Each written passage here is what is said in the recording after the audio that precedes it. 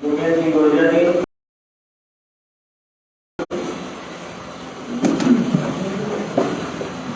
आचार्य गोविंद जी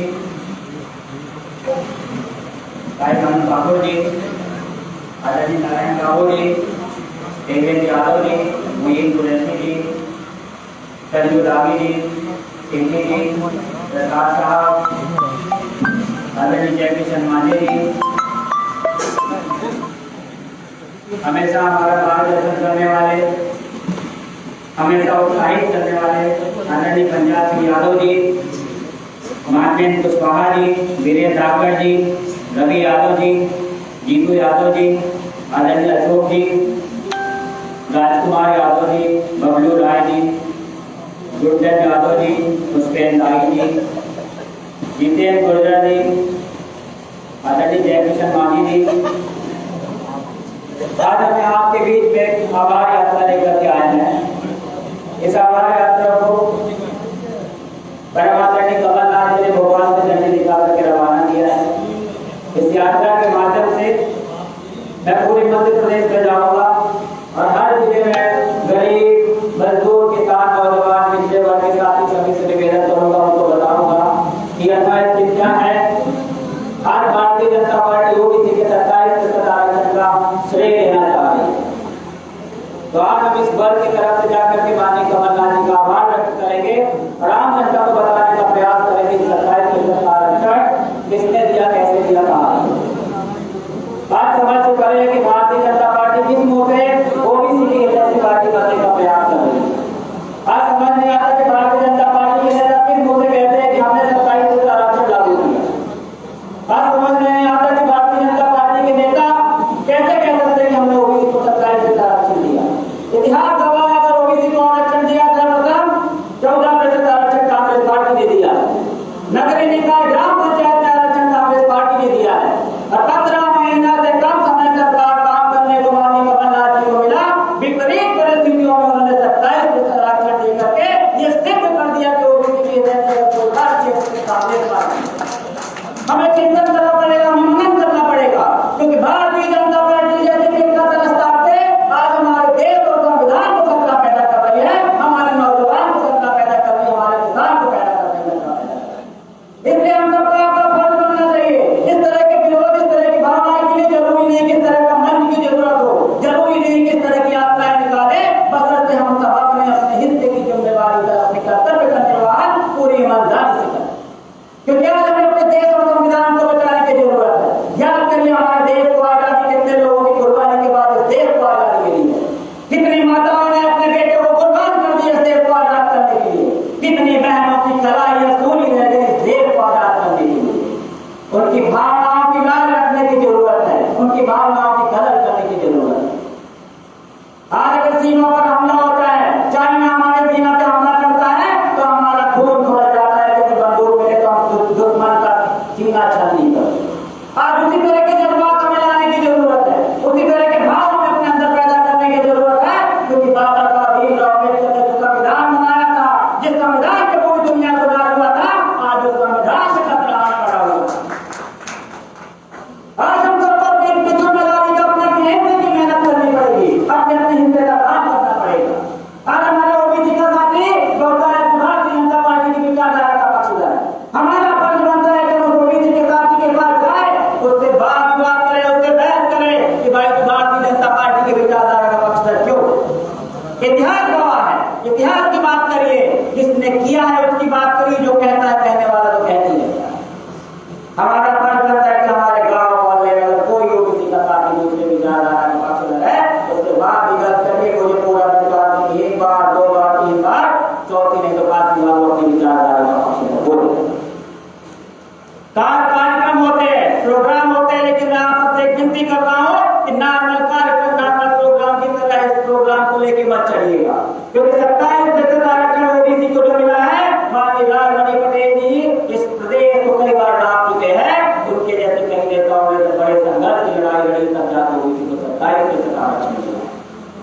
आज हमारा फर्ज बनता है कि अगर कांग्रेस पार्टी ने हमें 27% आरक्षण दिया है, तो हम उसकी मदद करें, उस पार्टी की मदद करें जो देश और संविधान बचा सकती है, कि हम प्रयास करें कि अगले आने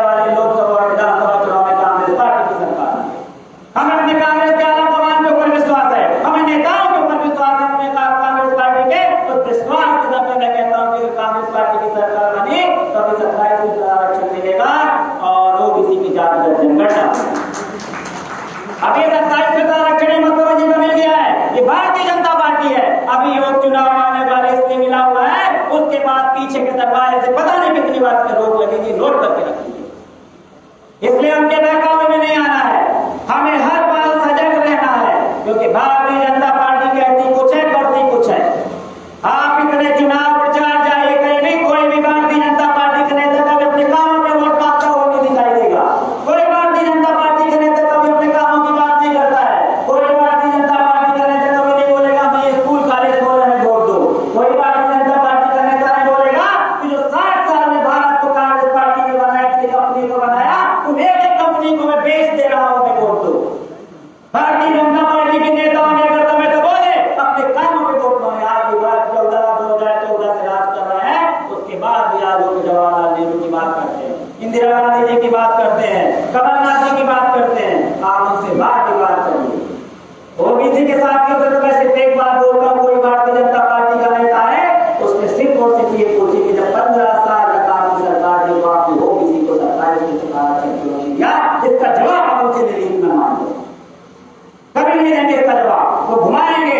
मेरा भी जिस दिन माननीय कमलनाथ जी रहते आप लोग धन्य है, वो डिबेट आई चैनल वालों ने मुझे बुलाया पंकज चतुर्वेदी जी भारतीय जनता पार्टी की तरफ से।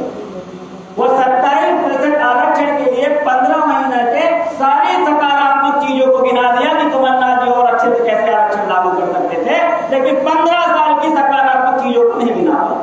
मैं पूछता रह गया, उसका जवाब नहीं दिया। इसलिए इनके कथनी और करनी को हमें समझना पड़ेगा, हमें महसूस करना पड़ेगा। आज जरूरत है हमारे किसी भाई, किसी जो दोस्त के ऊपर पीड़ा होती है, दुख पहुंचता है, तो उसके दुख में जितनी हमारी ताकत, जितनी हमारी सहभागिता हो, हमें भाग देना पड़ेगा। क्योंकि भारतीय जनता पार्टी का जिस तरह का साधन चल रहा है, आज उसकी बारी है, कल नहीं तो कल तो आपकी बारी होगी। अच्छी तरह से लोट कर लीजिएगा, और अगर आपने उसकी मदद नहीं की तो कल आप अकेले रह जाओगे, कोई आपकी मदद नहीं करेगा। इसलिए भाईचारे की भावना को, इस देश प्रेम की भावना को, और जो हमारा संविधान में जो हमको अधिकार मिला था अपनी अभिव्यक्ति की स्वतंत्रता के बाद खतरे में है। हम छोटे से प्रोग्राम के लिए परमिशन लेते तो भारतीय जनता पार्टी की सरकार के छोटे से प्रोग्राम की परमिशन नहीं मिलती। इन सब बातों को हमें ध्यान रखना है और भूलना नहीं है कोरोना जैसी महामारी, भूलना नहीं है लॉकडाउन, भूलनी नहीं है नोटबंदी में। याद करिए लॉकडाउन कितने गरीब मजदूर हमारे रोड पे चल चल के मर गए। हो सकता है हमारा भाई ना हो, लेकिन किसी न किसी का भाई होगा, किसी न किसी का बेटा होगा। याद करिएगा अगर आप होते तो आपके दिल में क्या बीतती। रोजगार आप यहाँ उपलब्ध नहीं करा पाए और तो हजारों किलोमीटर दूर रोजगार के लिए गया, उसको मर जाने को मजबूर हो गए। कितने लोग रास्ते में चलते चलते मरने के मजबूर। इसलिए भारतीय जनता पार्टी का तक इस तरह की जो फिर का प्रस्ताव के उससे मुकाबला है। आज हम बड़े बड़े पेपर में विज्ञापन नहीं दे सकते हैं, बड़े बड़े न्यूज चैनल नहीं खरीद सकते हैं, लेकिन हम सब अपने अपने हिस्से की जिम्मेदारी का निर्वहन अगर पूरी ईमानदारी से करेंगे तो हमें निस्वार्थ जैसे फिर का प्रस्ताव के ऊपर में जरूर विजय मिलेगी। आज रोजगार की बात करते हैं, जितने की बात हो गई 2014 में बोल रहा है, एक भी बात को इन्होंने पूरा नहीं किया। आज रोजगार की बात करते हैं, और जब हमारा भाई रोजगार वादी भी भोपाल जाता है तो शिवराज सिंह चौहान को डंडे पड़ रहा है। मैं आपसे निवेदन करने आया हूं कि उसके डंडे की पीड़ा को महसूस करने का समय है।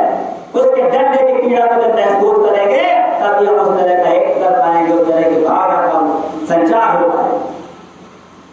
और इसके अलावा एक तो ये हो गया, तो आप सबसे निवेदन कर रहा हूं कि जितने भी ओबीसी के संगठन, ओबीसी के सभी संगठन अपने अपने हक और अधिकार की लड़ाई अलग अलग तरह के करे जाते हैं, लेकिन मैं सबसे निवेदन करना चाहता हूँ, सबसे विनती करना चाहता हूँ, इस बात से बात ओबीसी की नहीं है, हमारे देश और संविधान की बात है।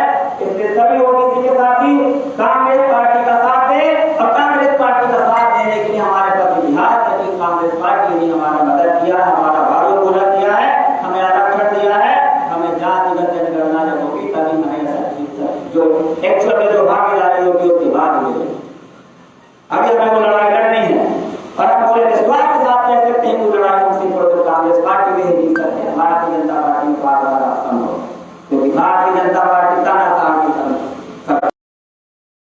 को रिकॉर्ड बनाने का शौक होता है कि किसी की भावनाओं से कोई मतलब नहीं। इतने हमारे किसान दिल्ली की सड़कों पर बैठे हैं, लेकिन उनकी पीड़ा, उनकी भावना से भारतीय जनता पार्टी के शासन को कोई मतलब नहीं। इसलिए आप व्यक्ति करना निवेदन कर रहा हूँ कि एक मिनट काम है, अपने गरीब भाइयों को इन्होंने जीरो बैलेंस में अकाउंट खुलवाया, उसमें पैसे जमा करवाए, और जब पैसे जमा कर रहे हैं तो मिनिमम बैलेंस के नाम होकर पेनाल्टी होगी। इनके नियत कहानी है। कोरोना जैसी महामारी करें, मोदी जी का फोटो लगा हुआ है, सर्टिफिकेट आया कि आपको अगली डोज 28 दिन बाद लगेगी। सुनने वाली बात है, कोई भी दवाई कोई भी मेडिसिन अगर मार्केट में आती है उसका पूरा प्रोटोकॉल डिसाइड होता है। मार्केट में आने के बाद प्रोटोकॉल डिसाइड नहीं होता, मार्केट के पहले पूरे कारनामे करते हैं, जब वो नाम करके आती है तो बताया कि आपको दवाई के एक्चुअल पैरामीटर था कि उसकी दूसरी डोज में 28 दिन बाद होनी चाहिए, जो सर्टिफिकेट में लिखा हुआ मेरे पास आज सर्टिफिकेट लगा हुआ। लेकिन जब मोदी जी ने दवाई उपलब्ध नहीं करा पाए, दवाई नहीं ले पाए, तो मोदी जी अपने मन से नोटबंदी की तरह उसको डिसाइड कर देगा इसका प्रोटोकॉल 42 दिन बाद हो जाएगा, फिर 55 दिन 65 दिन बाद 83 दिन बाद वैक्सीन का प्रोटोकॉल। अपने आप में सोचना है किसी के जान किसी की भावना के साथ तो कोई मतलब नहीं, ये सिर्फ अपना सत्ता पाने के लिए किसी भी हद तक गुजर सकते हैं। इसलिए बाबा साहब भीमराव अम्बेडकर के संविधान की लाज रखते हुए, हमारे इस देश को जो आजाद कराया उस शहीदों की भावनाओं की लाज रखते हुए आज हमारा फर्ज बनता है कि हम कांग्रेस पार्टी का साथ दें। इस देश को आजाद कराया कांग्रेस पार्टी ने। इसलिए आप सबसे निवेदन कर रहा हूं जिनकी भावनाओं को कदर करते हुए सभी कोई कांग्रेस पार्टी के बैनर तले आकर के संविधान और देश की रक्षा की देश की हित करने के लिए एक पार्टी का साथ। संवाद यात्रा के अलावा हमारा दूसरा प्रोग्राम भी है, माननीय राजमणि पटेल राज्यसभा सांसद जी की परिकल्पना है जन संसद संवाद। ये जन संसद संवाद इस कार्यक्रम के तहत हमारे जो ओबीसी डिपार्टमेंट के जिला अध्यक्ष है वो एक सांसद के रिप्रेजेंटेटिव है, यहाँ डिसाइड करके 2 से 3 दिन में पूरे सोशल मीडिया पे यहाँ बता देंगे कि हफ्ते में किस दिन अपने जगह पे अवेलेबल रहेंगे 2 से 4 घंटे। आप सबके जिले के जितने भी लोगों की समस्याएं होंगी आप इनको बताएंगे, और मैं आपको विश्वास दिलाता हूँ कि आप इनको जिस दिन बताएंगे उसके 2 से 3 दिन में राज्यसभा सदस्य का लेकर लगा हुआ प्रदेश के मुख्यमंत्री और संबंधित विभाग के प्रिंसिपल सेक्रेटरी आपके कलेक्टर को लेकर चला जाएगा। और मैं विश्वास दिलाता हूँ कि माननीय राजमणि पटेल राज्यसभा सांसद फॉलो अप करके आपकी समस्याओं से आपका निजात दिलाने का प्रयास करेंगे। कांग्रेस पार्टी वही काम करेगी जो कांग्रेस पार्टी करती चली आ रही है, न कांग्रेस पार्टी विज्ञापन करेगी और न कांग्रेस पार्टी मीडिया चैनल खरीदेगी। कांग्रेस पार्टी आम जनता आवाज की दुख और सुख की लड़ाई लड़ेगी।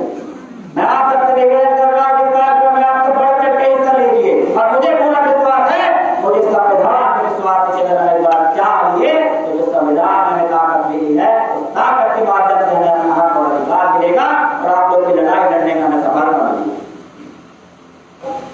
आपस में कई तरह के मतभेद हो सकते हैं, हो सकता है कि हमारा कोई साथी किसी आपसी मतभेद ना पड़ रहे हो, लेकिन देश हित में उस आपस के मतभेद को, चाहे हमारे पार्टी के कार्यकर्ता हो जो आजकल कहते हैं गुटबाजी, उसको गुटबाजी नाम देने का मतलब नहीं है। हमारा बस ये निवेदन है कि आज देश में संविधान को देखते हुए आपसी मतभेद को भुला के, अपना पराया भुला के, ये सोच करके अपना क्या है गैर क्या इसका जुनून छोड़िए, अपना क्या है गैर क्या इसका जुनून छोड़िए। दर्द सभी का दर्द है, अब दर्द से रिश्ता जोड़िए, अब दर्द से रिश्ता जोड़िए, तभी हमारी भावना मजबूत होगी, देश मजबूत होगा, संविधान मजबूत होगा। और हमारे जो शहीद हैं, हमारे जो कांग्रेस के नेता ने जो अपने प्राणों की आहुति देकर इस देश को आजाद कराया, उनको याद करते हुए ये सोच करके कि आज अगर अपने हिस्से की जिम्मेदारी